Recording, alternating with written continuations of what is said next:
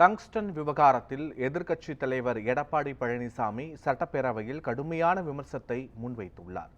இந்த நிலையில் கனிமம் மற்றும் சுரங்கத்துறை மீதான மசோதாவிற்கு அதிமுக ஆதரவு அளித்ததே காரணம் என முதலமைச்சர் மு.க.ஸ்டாலின் விமர்சித்துள்ளார்.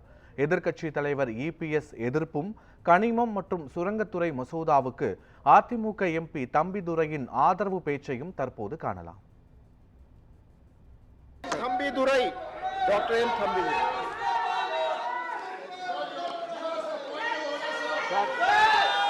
Thank you very much, sir.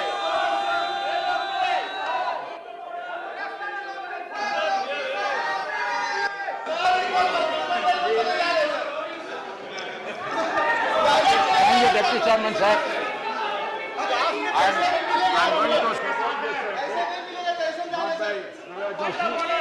Our ADMK party supporting that bill. There is no objection like that, sir.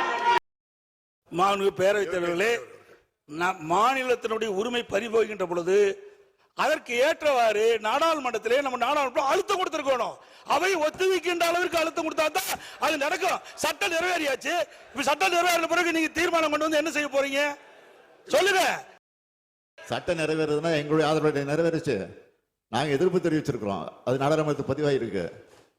எப்படி நிறைவேறதுன்னா நாங்கள தடுத்துக்க முடியுமா? நாங்கள் மெஜாரிட்டி அவங்க இருக்கும்போது இப்படி பண்ண முடியும் சொல்லுங்க. நீங்களும் அங்கே குரல் கொடுத்தோம் நாங்கள் சபையை நடத்த விடாமல் பண்ணு பல பேரும் சொல்லியிருக்கீங்க.